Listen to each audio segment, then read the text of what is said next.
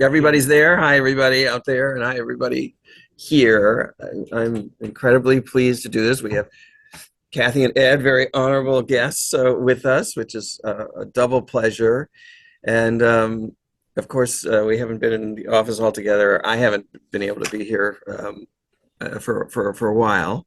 But I can honestly report that I haven't been sloughing off, and that this last kind of month of work has been, one of the most amazing experiences that I can ever have imagined.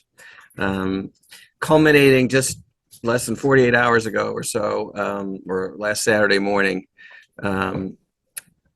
with a beautiful event at Sheridan Circle around the Letelier Moffett Memorial Assassination ceremony, and then a private reception with the president of Chile, in which I got to introduce my son, whose name is Gabriel Kornbluh, who some of you know, to the president of Chile, whose name is Gabriel also, and they're both 37 years old, which is like incredible.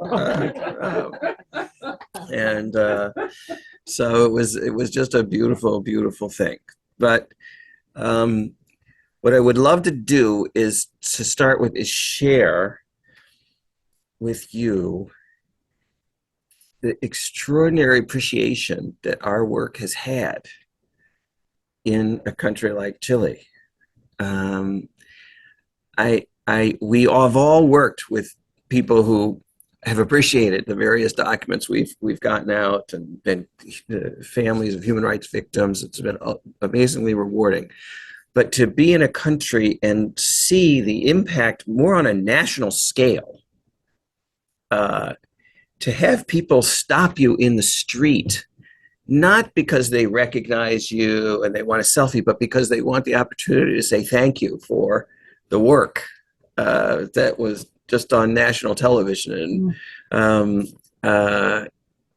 is quite an experience. It really is quite an experience, and I started to really want to know more about why they felt that reading the book, watching the television program, which I'll describe to you, was so important. And I started to literally ask them, what is it about this work that really was important to you? And I got to ask this to people who stopped me on the street, who stopped me at the airport. I got to ask the president of Chile, who invited me to a private meeting at the La Moneda Palace himself, to explain to me why the documents and the declassification and the program had such an impact. And I can only, I got many answers, but the one answer I wanted to share with you was this one Chilean woman who came.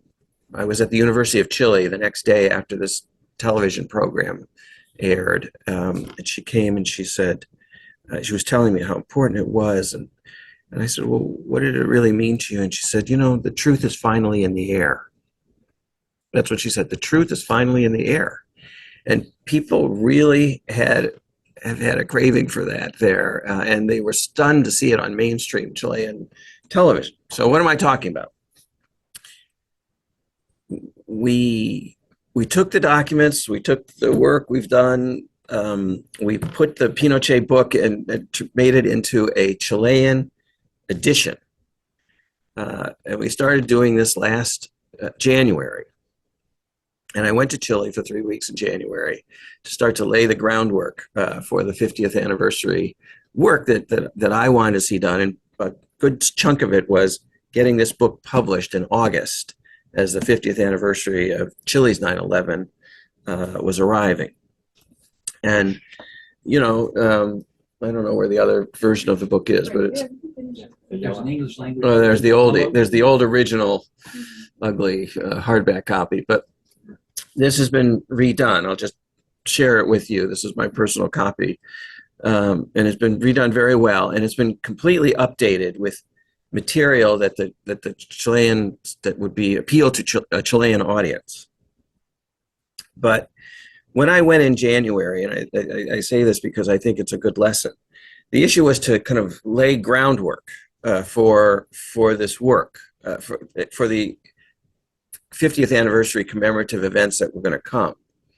I met with all the key reporters, both at the national papers and the international papers, particularly El País, which for the Spanish language around the world is absolutely the most important. I talked to them about the material that was going to be in the book. I talked to them about Kissinger's 100th birthday and what we were going to do. And I talked to them about the 50th anniversary. And the main newspaper, La Tercera, decided to do this huge interview with me where I talked about the missing documents. And that interview started to spread around Chile, which has a very robust Twitter and Instagram usage. And they have a young 37-year-old president, but they also have a bunch of 37-year-old congressmen and senators and who are really into this. And one of them picked up on this interview about the missing documents, and he decided he would introduce a resolution into the Chilean Congress demanding that the Chilean government ask the U.S. for missing documents. And the resolution literally almost unanimously passed the Chilean Congress. Only 2 people voted against it out of like 125. And that was extraordinary. Unbeknownst to the Chilean Congress, however, we had already set in motion with the Chilean government a specific list of documents for them to ask the Biden administration to give them as what I call a gesture of declassification diplomacy for the 50th anniversary. And that was a project that I was able to do with the Chilean ambassador, Juan Gabriel Valdez. Again, we started very early. And when I was in Chile in January, I had a meeting with the foreign minister of Chile to go over that list and press it. I met with the U.S. ambassador, Bernadette Meehan. Some of you may remember her. She was on the National Security Council here. Extraordinary, charming, quintessential diplomat, very gracious, I think very positive about this whole idea. Of course, they kind of realized very quickly that this might be more of a Peter Kornbluh National Security Archive project than a Chilean government project, but nevertheless, they were hearing from Chilean government officials that this was important, and they set out to work on it. And then we kind of kept our presence going. On Kissinger's birthday, in late May, his 100th birthday, I took one document that's in the book, and I published it in La Tercera with a whole column, why Kissinger wanted to overthrow Allende. And there was an analysis of this one document from November of 1970 where Kissinger presents his argument to Nixon. It's very important to make sure that Allende's model fails, because if it succeeds, what's the United States going to do? It's going to be what Kissinger basically outlined as the domino theory of electoral socialism. If Allende presents a good model of success, other countries in Latin America and even Europe are going to imitate this. They're going to say, oh, that's a good thing for a more equitable society, and redistributing wealth, and taking over U.S. corporations like the copper companies. And he says to Nixon, Allende is legitimately elected. There's nothing we can do to deny him his legitimacy. He's also kind of going to be a moderate when it comes to the whole issue of the Soviet Union, present himself as a nationalist. This is even worse for us because his model effect can be insidious. And so we have to make sure he fails. We have to create the conditions for his failure. So his model is a model of failure. And if along the way we create the conditions of his overthrow, even better. Basically, that was the memo. So we presented this in late May, and that got a lot of traction and a lot of interest. And then I went out to the Nixon Library and spent a week and tried to fill in historical holes for the book that Chileans would really be interested in, including finding finally the proof that the Rupert Murdoch of Chile, Augustine Edwards, the owner of the biggest newspaper and the biggest newspaper chain, clearly somebody very closely associated with the CIA, that he had actually met with President Nixon face to face in the Oval Office. And we had known since the days of the Church Committee that Edwards had met with CIA director Richard Helms, and that he'd eventually, the next day, he'd had breakfast with Kissinger. But he had denied he ever talked to Helms about coup plotting, and B, he had denied he ever met with Nixon, even though there was kind of rumors. And we had gotten a telcon that has Kissinger on the phone to Nixon's scheduler saying, we've got to sneak Edwards in to the Oval Office. But we never really had any proof. And I knew if I could find proof at the Nixon Library, this would be a huge headline in Chile. And there it was. I started asking around. One of the archivists at the Nixon Library said, well, there's this whole set of papers of like the internal agendas, the internal daily agendas, not the White House logs, which we've all focused on for years here, which Scott once sent me to Xerox, all the White House logs from, the Ford White House, the Ford Library, and we Xeroxed them. Remember, we were going to do a whole collection of the White House logs, but not those documents. Those are the public side. But this was the private internal agendas, both of Kissinger and Nixon. And there's Kissinger's agenda. He's having breakfast with Augustine Edwards and Don Kendall, the president of Pepsi, at 8 o'clock in the morning on September 15th. And then there was Nixon's September 15th agenda.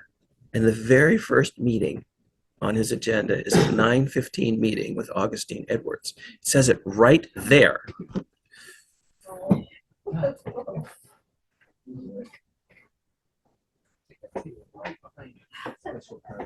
Thank you. Sorry to interrupt. Thank you. You can just, pass them around while they're hot. Just put them out of it.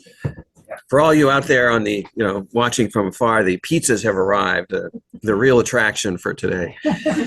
So, Good pizza was late. Put them all there.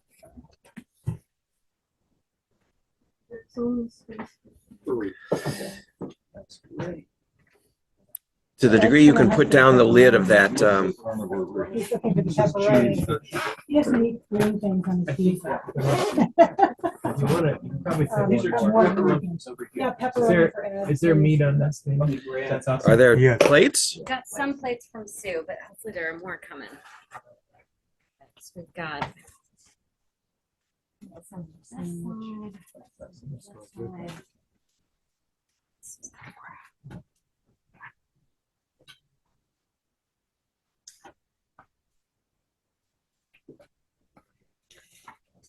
Well, I'll continue, but please feel free to take your pizza and eat. No problem. It's a working lunch.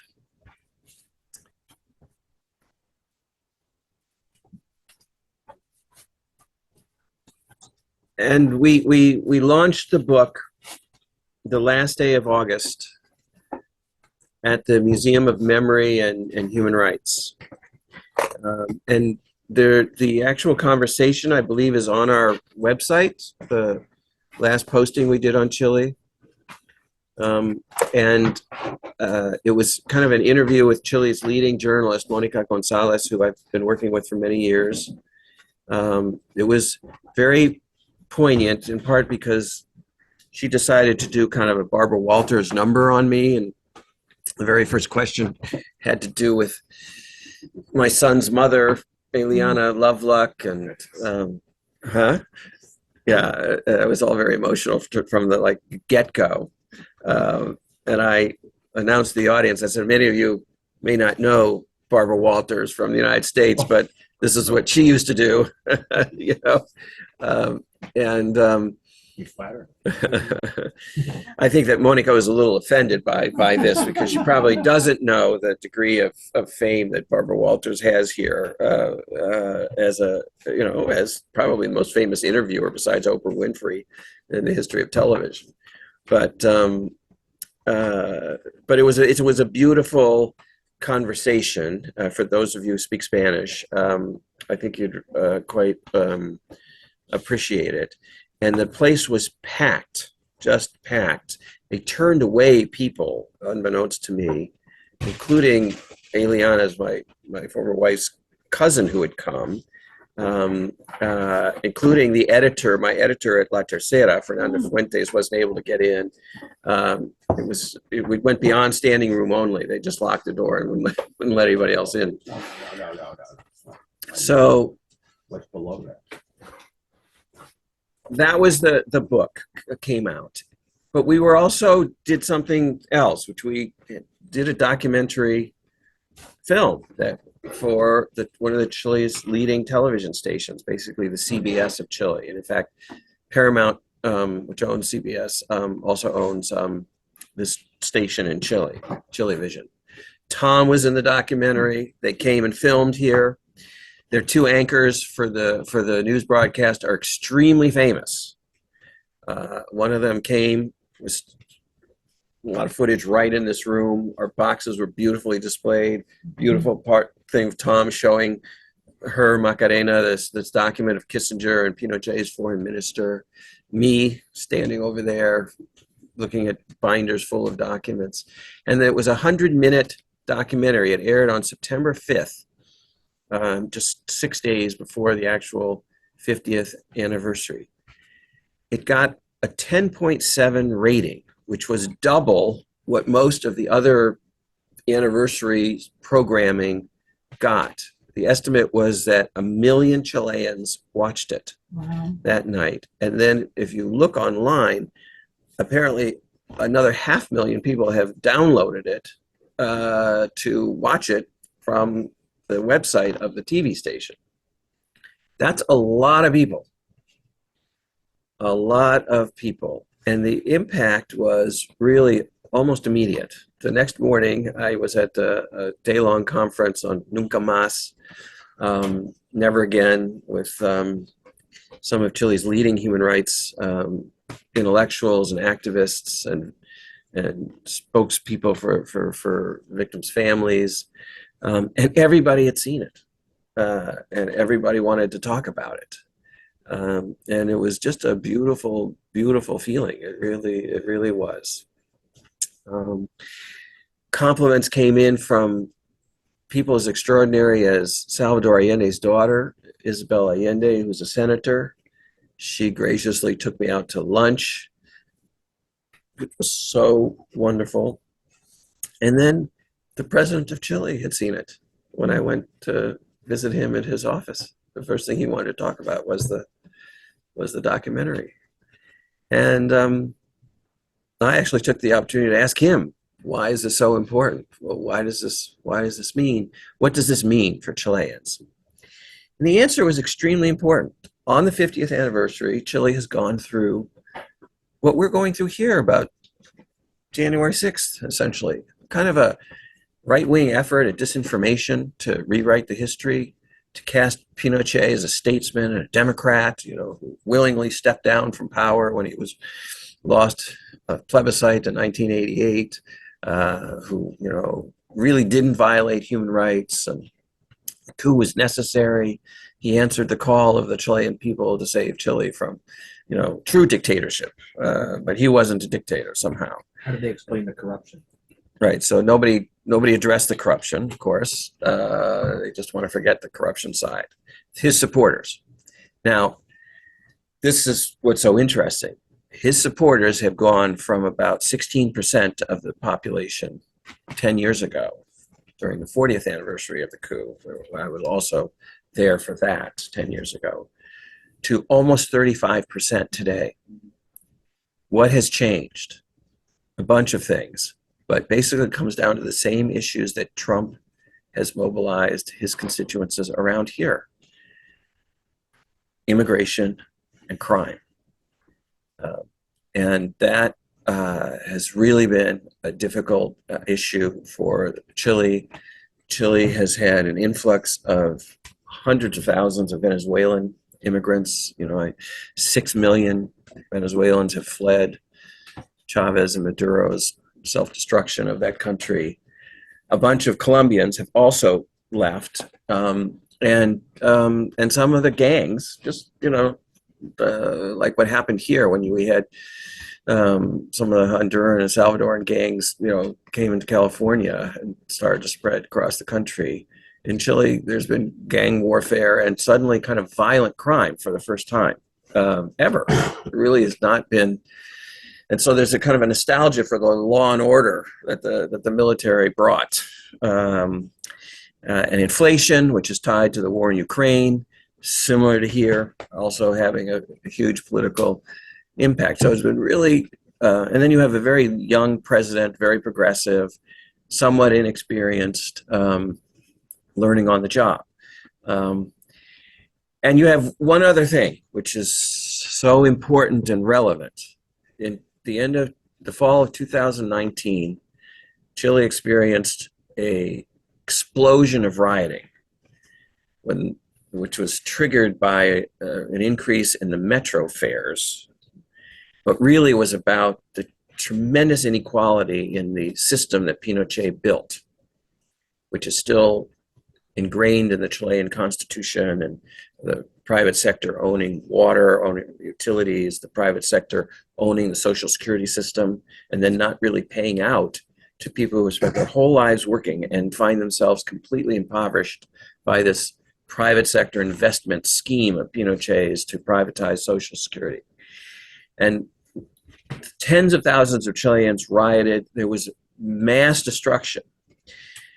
And yes, there was so many people involved in this. The repression of those rioters back in 2019 was pretty ghastly. The police went into the streets with guns, firing rubber bullets. If they fired them into the protesters' stomachs, that would have been one thing. Instead, they fired them into their face, blinded over 400 protesters. So it was ghastly. But, there was a lot of disorder, and that had a tremendous impact on the broader society as well. It did not fully endear them to the idea of progressive change and the need for change, but more of, how did we get to this point where there's such lawlessness? So Chile is trying to adjust to this, and it's not clear what's going to happen with the next presidential election. But in the midst of this comes the 50th anniversary.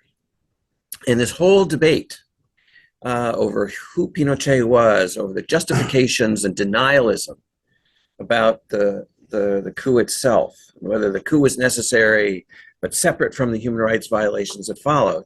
And, blaming Allende for the coup and discounting any role of the United States. And then our documents come in. And this program, which you all can watch, it's the link to it is on the website, our last posting that Mike and Renat did so beautifully for the 50th anniversary series of postings. And there's a whole video side, and the very first link is to this documentary film called Operation Chile Top Secret. And so anybody can watch. And at the bottom, there's a TikTok version, 4.5 minutes of that program, which has been circulating. So if anybody just wants the 45-minute teaser side of it, see footage of me standing in front of these boxes, you can actually watch that.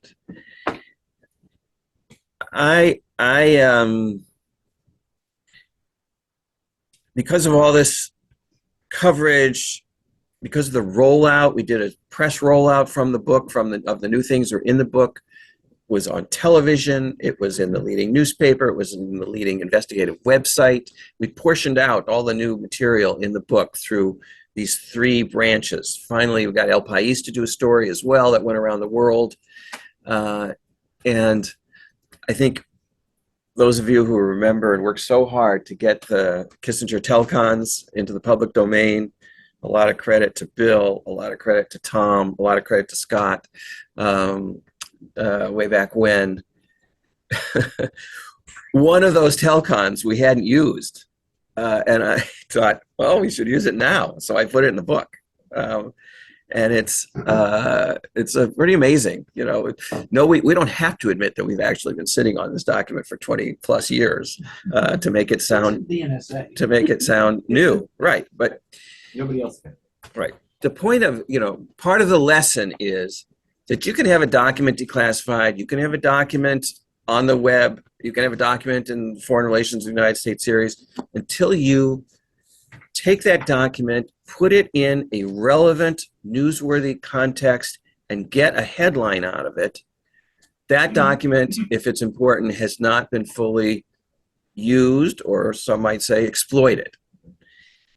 And this one document, which, I might have put on our website and called attention to 20 plus years ago when we first got it, for whatever reason I didn't, it had to do with the assassination of the Chilean commander-in-chief of the armed forces, Rene Schneider, which is an assassination plot that the CIA was intricately involved in, not just tangentially involved in, like so many of the others, but intricately involved in. General Schneider would have lived to a ripe old age if not for Nixon, Kissinger, and the CIA deciding there had to be a coup to keep Allende from even becoming president. He hadn't even stepped into the Moneda Palace. Preemptive strike all the way. And they hatched this plot to set in motion a coup which would begin with removing the commander-in-chief of the armed forces, who was a pro-constitutional general. It was as if the comparison would be Trump sending a death squad team to remove, our chief of the Joint Chiefs, commander of the Joint Chiefs, who didn't want to support the January 6th takeover, and assassinating that person. The CIA pushed this plan. They sent $50,000 to pay for the team that was going to intercept General Schneider. They sent a secret shipment disguised as fishing gear in the diplomatic pouch of guns, untraceable guns. They promised and gave life insurance policies to the team that was going to intercept General Schneider. And then after this team killed him, they gave them $35,000 in hush money to keep their mouths shut about their contacts with the CIA and to help them leave the country so they would be out of range of Chilean law enforcement and would never tell the story of how this whole plot evolved. And what the telecon that I put in this version for the Chilean audience says is Kissinger briefing Nixon 24 hours after General Schneider has been shot and saying, basically, this was supposed to lead to a military takeover, and that hasn't happened yet. And then Kissinger says, that the Chilean military is a pretty incompetent bunch. And Nixon says to him, yeah, they're out of practice. And Kissinger basically says, this was all supposed to set in motion this coup plot. Now it doesn't look like this is going to happen. The Congress is going to ratify Allende tomorrow, and then he's going to be inaugurated on November 3rd. Basically, our plot failed. And this conversation had never been focused on before, and we got it, a 2-page spread about it in the main newspaper, La Tercera. That's the kind of, work that we've become, I think, known for now. So I told everybody, we're activist archivists, we're forensic historians. We dig these documents up that have evidence of crime and wrongdoing, not only by U.S. officials, but by Chilean military officers as well. We are not content to just put them in a file or just put them on the microfiche or put them on the digital collection. We're going to take them and we're going to make sure that the people who need to know about them and seize the opportunities that we have, that history gives us, to make sure they know about them or they re-know about them. And that's just a way of saying that the history isn't history. It's just we use history to make history. That's what we've been saying since the Cuba conferences. We use history to make history, and we provided what I call the ammunition of history to this debate that is raging and was raging in the lead up to the 50th anniversary, and people seized on it and they felt good about it. When another woman said to me, "I've been so depressed about the tenor of this debate and the disinformation of the right wing here about the coup 50 years ago. And then I saw your documentary and my depression lifted." And that's, I just can't say to you enough to kind of the honor and pride of what everybody here has been able to do, now going on 40 years, is nothing short of extraordinary. And I have just come back so emotionally overwhelmed with how beautiful and important the impact of our work is to us individually and to collectively to an entire country. It is true that we didn't get the type of coverage here that we might have gotten, but at the same time, part of that was offset by an effort that I was involved in to make sure that President Boric came down from New York, where he was speaking at the United Nations, and spoke here so that there would be press coverage. There wasn't as much press coverage as I would have hoped, but actually USA Today did a huge spread, and Democracy Now! Did a whole half hour, and the Washington Post did 2 stories. Not the stories I would have done, but still 2 stories. The Times didn't show up, but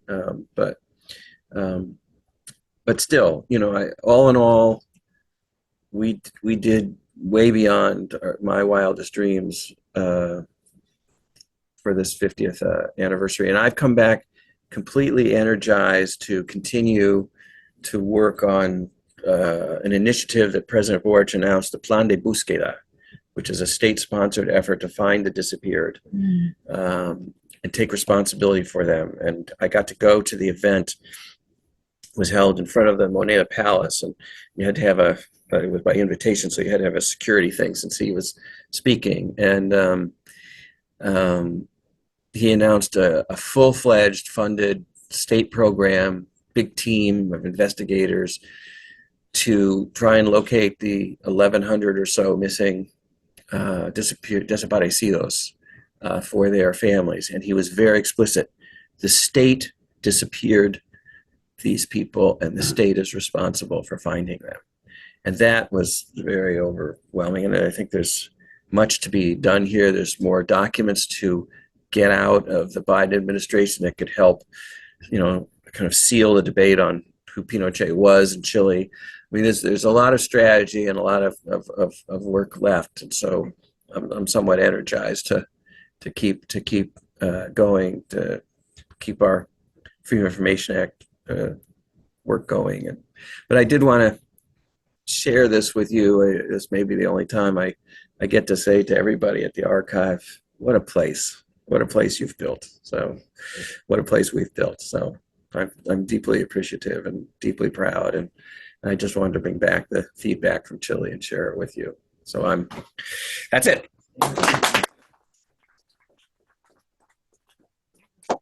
Yeah. Is this the first time that the Chilean state has formed a group like this to look through this period? I mean, I know it's happened in other parts of Latin America. This is the first time that the Chilean state has done this.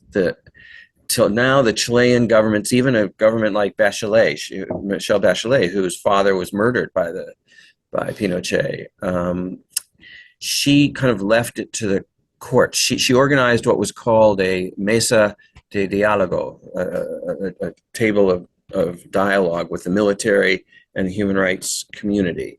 The military was supposed to come and be cooperative and say what happened to the disappeared. They showed up and they basically said, well, about 450 of those 1,100 people we dumped in the ocean. That's basically all they would say. And everything else they said, everybody, I think, believes was limited, misleading, lying. I got the amazing experience of sitting about this far away from the president of Chile and asking him, why don't you just order your military to cooperate with the Plan de Búsqueda? Because you read the plan, and which I had a private meeting with the Minister of Justice, and he showed it to me before it was announced, and it doesn't have any part.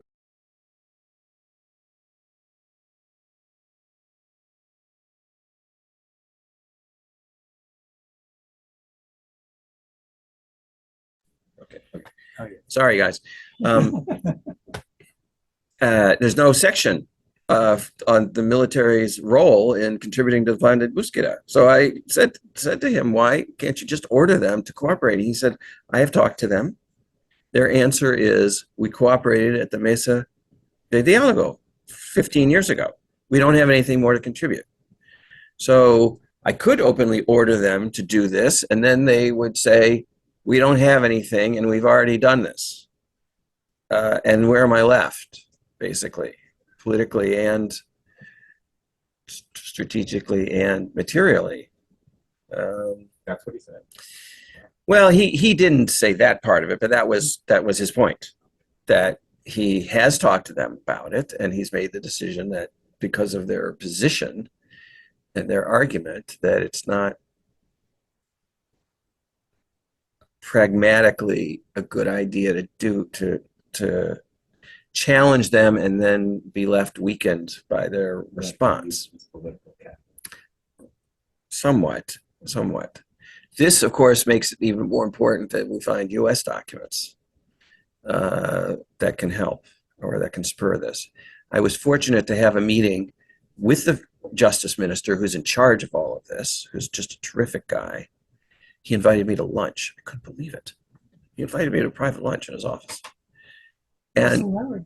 I'm not the truth is I'm not a celebrity as much as we have a currency of history at our disposal that other countries don't have, that the Chileans don't have. And that expertise and that information is so important that people at very high levels want to discuss it and want to see what's possible and want to share it and are grateful. That's what's most important. And then I'll just add, Kathy, before I get you, I also had a meeting with a 15-member team of the Human Rights Unit of the Ministry of Justice that is tasked to look to move this plan forward. We discussed strategy, we discussed potentially what the United States could contribute, whether it was through documents or even, USAID funding for cadaver dogs, team of trained dogs and their people who control them, take them around the world, that kind of technical support for the Plan de Búsqueda. And that was a very important meeting also. What kind of records do you think the military still has? Yeah, that's what I was gonna ask. Yeah. Did The Chilean military? Yeah, do they have a national archives where the records from the 70s would go? Or have it destroyed. The military, much like the CIA, pushed through a law here saying that its operational records are exempt from the FOIA. The military managed to pass a law, or I don't remember if it was at the end of the Pinochet era or what kind of decree it was, which exempted their archives from being turned over to the National Of course, Archives. the Congress could override that, but The Congress is controlled by the right in Chile. And it was controlled by the right even when there were socialist presidents like Ricardo Lagos. The big debate in Chile that is going on right now, and that the protagonists on our side of transparency tried to get me involved in being a spokesperson for, which I didn't do for a variety of reasons, but is a special commission that was called the Valich Commission. The Valich Commission looked at all the torture and political imprisonment and verified and certified 40,000 victims of torture and political imprisonment. And they took the depositions of tens of thousands of victims. And then the right wing pushed President Lagos, socialist president, to keep these records secret because they didn't want 40,000 new legal cases against the military. And a number of us will be sympathetic to this. A couple of victims did talk to Lagos and say, I talked to the Valage Commission about the horrible things that happened to me, but I talked to them off the record, and I don't want my family to know about that. And Lagos seized on this to satisfy these right-wingers at the time, and he decreed that the Valage files would be kept secret for 50 years. 50 years. So basically, it was a cover-up. And this question keeps coming up again and again and again. Why can't these depositions, which actually might shed light on some of the disappearances in one way or another, be accessible to the investigators, even if they're not public, or just be public? And this question keeps coming up. And of course, it's the question of privacy versus transparency and investigation. I tried to answer the question when it was asked to me publicly and privately. I know Trudy Peterson has written about this. I shared some of her special pieces with key people, but it's an issue that's not going to go away. The government is trying to address it, and whether they do or not, we'll see. But these are all issues that we know about, have experience with, and can contribute to. But unfortunately, these military records have been hidden away. Judges have tried to get them in the past. As judges tried to get these military records, the whole story of how the DINA archives, the Chilean Secret Police archives, actually survived on microfiche until the civilians came back, and then somebody in the military burned them, claiming that they needed the space of they don't have a Presidential Records Act, which prohibits the destruction of documents. And they just burned the entire microfiche duplicate collection of the DINA records back in 2001, 2 years into the civilian return of control. It's just heartbreaking, because of course those records have where the disappeared are. The majority of the disappeared were disappeared at the hands of the DINA, the same agency that killed Orlando Letelier and Ronnie Moffett here. Any other questions? I know you have something to say, Tom. If we want to send the link to your interview, is Democracy Now! The best link? That's the one I see on NSA's website. No, I mean, would you go to the last posting we did? You go to our homepage, and like the third posting that's there is, Chile's coup at 50, a countdown to a coup. And then click on that, and then on the right-hand side, Renat has set up a whole list of videos. At the very top is the entire 100-minute video of the documentary. And then there's a whole list of other things, including the interview I did with Monica Gonzalez when the book launch was done. You helped practice your Spanish. Well, I'm going to send it to Aaron Marr. Good. So I just send those links from there to them. I worked for Garzón. She was over the archive, and she worked in Memoria Abierta in Argentina. Right. Oh, yeah. Oh, I know. Peter, I love that moment in the documentary. It's not just one moment, but where you describe the trajectory from you as a high school. Is that right? Well, I don't describe it, but or do I? Maybe I do. A little bit. When you met Eliana, right? Yeah. Chilean refugee. Well, she wasn't a refugee, but right. Yes, I met. Of course, the reason that the Chileans decide. First of all, we should be clear. In last December, I got an email completely out of the blue by, I call her a young woman, but she's really going to be 50 soon. And her name is Andrea Insunza. And she and a colleague, whose name is Javier Ortega, have started a little publishing company called Un Día en la Vida, A Day in the Life. because they're historians, and their position is that every day in life is a day of history. And so they started an imprint, which they tied to a larger, very progressive, very established publishing house called Catalonia. So they're an imprint of Catalonia. They've done 40 books with Catalonia themselves as kind of associate editors, but their new company was going to be built around a series of books for the 50th anniversary. And the first book that they wanted to republish as a Chilean edition was my book, The Pinochet File. And this was like a gift from out of the blue. It was like a bolt of lightning. You know, what a fabulous idea. So then they start talking to me and interviewing me, and I tell them about Eliana, this Chilean girl I met the day after the coup in my high school, who had been up all night. And I asked her whether we could talk about her country, and she was so bereft that she wouldn't even speak to me. But then when the teacher came in, she started telling the teacher what had happened in her country the day before.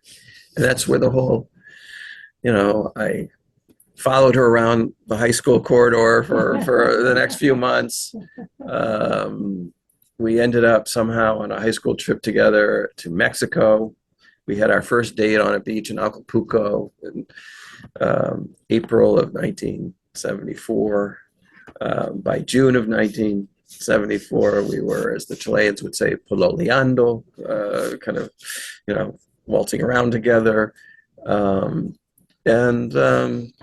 then we became novios, and then we moved to Washington together in 1979. And we got married, we had a son, we got divorced. What a Washington story, right? Of course, they liked this story, the romantic side of this. And so they then thought, this could be a documentary film. Not this relationship as such, but pegging the start of this, and then this guy who, meets this Chilean girl at age 17, and then, 50 years later, literally 50 years later, is still getting documents for the Chilean public and sharing them and working on this. And that was the gist of this. The program really, and this is why I think it's worth watching, is 20 years of U.S.-Chilean history, 1970 with Allende's election to 1990 with pushing Pinochet out of power. And oddly enough, the kind of dark side of the U.S. role in Chile in 1970 and 73 is somewhat outweighed by the 30 minutes they spend towards the end on the U.S. role in making sure Pinochet doesn't succeed in a second coup the night of this plebiscite in 1988, where the U.S. blows the whistle on his plan to violently create an excuse to terminate the vote about whether he stays in power or not, send the military into the streets, kill a bunch of women and children. And all the documents that we got out, some of which are literally on display permanently in the Museum of Memory and Human Rights now, all documents that we got out and isolated, that I wrote about in the book for the first time when the book came out. And this became so important. First I thought, oh, the Chilean left is going to be upset because this makes the United States look good. But that's not what the reaction was. The reaction was all of these right-wingers are saying that Pinochet was a Democrat, that he stepped aside voluntarily when this no vote won. And these documents and this documentary show that, in fact, he was forced from power. He planned to stay. We have a document. It's on our website right now, and Michael put it there with a little help from me, where a CIA source quotes Pinochet as saying, "I am never leaving, no matter what." He was an entrenched dictator. He had no plans to go. He was going to stay in power. Trump took a leaf out of his book, and the United States blew the whistle on this plan and worked pretty hard to make sure it wasn't implemented. And all of that was like the last. 88. It was October of 1988. Have any of you seen the movie No? It's a Hollywood movie starring Gael Garcia Bernal. It's about the advertising that went on around the No campaign for this plebiscite. Oh, yeah. And it's really it's an engaging movie in a lot of ways. It was the Greer Margolis firm was directly involved. Yeah, Annie Burns and Frank Greer went down to Chile 2 or 3 times. Annie put together a 1,000-page binder for voter registration guide, and she brought it to Chile with Frank, and they helped train voter registration workers through this with this binder of information. And they went out and they registered 1 million Chileans to vote in the plebiscite. And then Frank worked with some of the creative people for these advertisements that the opposition to Pinochet came up with. And some of the people on the left wanted to have a very dark advertisement showing the repression and the disappeared and the victims of the families talking about their loved ones being missing. And just the media strategists, we have some in the room here, understood that unless there was the focus was on the future and a brighter future and what that future could bring, the opposition to Pinochet would lose. And that nobody wanted to focus on images of the dark past. They wanted to focus on, the brighter future that democracy would bring. And so you got these very flowery ads, and the whole movie is about this. And it's Young people. right, Happy young dancing people. to Playing jingoistic smiling, music. yes, all So what was so incredible is that for this 50th anniversary, the same problem evolved. Literally the same question. How do we capture the darkness of the past, but focus on the future? And for me, it became really interesting. There was a whole debate about what the logo for the 50th anniversary was going to be. And eventually they came up with a 5. And then the 0 was not a 0. It was a flower that of many colors, just like the colorful ads from the No campaign, that would spin. So the 0 would spin like a whirly flower with all reds and yellows and blues. And that was the logo for the 50th. And then the slogan would be, democracy is memory and future. Which I didn't really quibble with. I thought the slogan was actually a good idea. The whole flower for the 50th, I don't know, the spinning flower, I don't know. But it tells you that it was the same dilemma. And this, I think, gives you a sense of the struggle over the past and how you shape a better future. And the government wanted there to be a consensus against coups. That was their original goal, to grow out of the 50th anniversary, that the body politique would come together and agree that there are solutions to political violence. There are solutions to political discord that don't include political violence. And yet, instead, the opening, the focus on the 50th anniversary just reinforced the tremendous divisions in the society where there is no consensus. There's a lot of disinformation, and the right is trying to use this to basically say, what was wrong with Pinochet? We should have another one. We should have another dictatorship. And so President Boric's kind of argument was, there's always a solution to political discord that does not involve violence. This was his specific argument that he made on September 11th, that he made at the UN just a few days ago, last Friday or Thursday, and that he made at Sheridan Circle on Saturday morning, which you can watch his speech on YouTube. And basically his argument came down to, we need more democracy, not less. Well, thank you. Wonderful. I have a little personal story. My whole interest in international relations started with the Pinochet coup. I was in 2nd grade in 1973. And when the coup happened, when Allende was killed,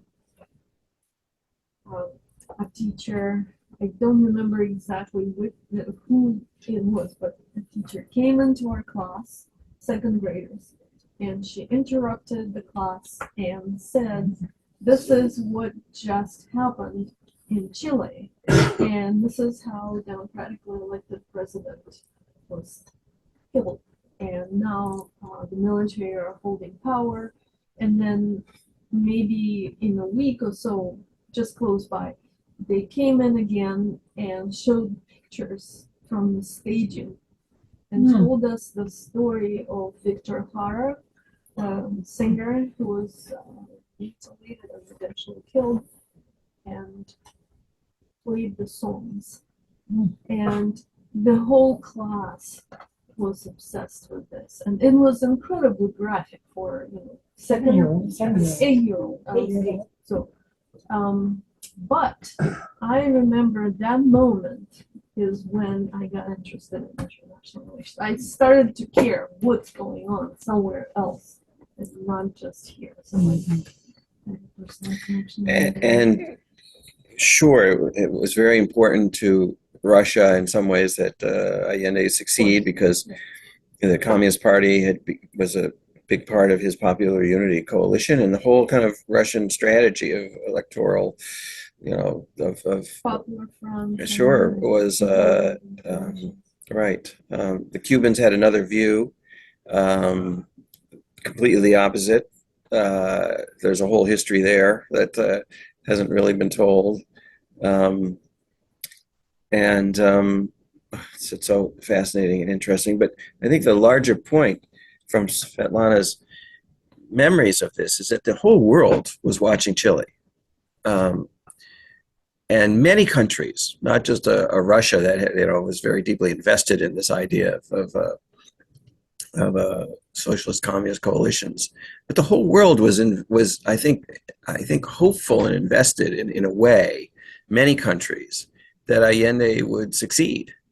And the hopes of many countries that this would be the peaceful and honorable way for change that was much needed in countries like Chile was so brutally kind of squashed and destroyed by the US-supported coup that it resonated. And one of the things that happened on September 11th is that the Chilean government invited heads of state from all over the world, and 3 or 4 heads of state actually came to the event on September 11th in front of the Moneda Palace, and then the other countries sent their justice ministers and their foreign ministers and many of their top officials, and it became a kind of a worldwide event.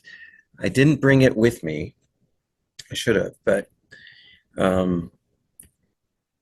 for all those visiting dignitaries, the Chilean government created a book called Solidaridad, which had kind of all the posters on Chile from all the different countries around the world that were created both during Allende and then during the Pinochet era as well. The human rights posters in Norway and Sweden and Finland and all these just beautiful artworks of support.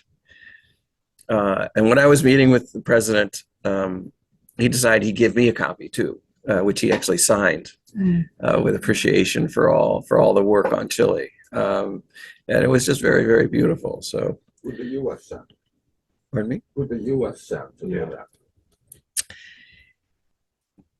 They sent Senator Chris Dodd, who is Biden's personal representative to Latin America. And he was there, he was on stage, he was sitting in the front row with all the other dignitaries, and he got a copy of that book too. So, anyway, I'm around, and of course, there are some lessons from all of this work, but on the other hand, there's not really any equivalent to the 50th anniversary of the coup in Chile. There are other 50th anniversaries. One of the interesting projects that I suggested to La Tercera, one of the things that happens that I think all of you who do this work know is that when you pass enough great documents to a newspaper editor, they become very, very friendly. But not only that, my editor at La Tercera, which is a very important mainstream paper, Fernando Fuentes, I met him for breakfast, and he brought his wife to meet me because she wanted to meet me. And it was just so sweet. I mean, it was just so sweet. And that's the kind of trip it ended up being, you know. And so we had this lovely conversation. But I basically said to him, you know, the 50th anniversary is over. This is going to get put aside. And it's going to be behind everybody. And the political struggle will go on, but it's going to go on in a different context, a more modern, present context. But every day from now on is a new 50th anniversary of the Pinochet regime. Every single day will be a 50th anniversary of something the US did that first year or something that Pinochet did that first year. And we can create a ongoing series, the declassifieds, the, you know, key documents that remind everybody of that first year, which is, by the way, when half of all the victims that were killed over 17 years were killed. The 3,000 plus people who were actually murdered, 1,500 of them were killed in the first 8 months. So we still have important work to do as these anniversaries now every day go forward.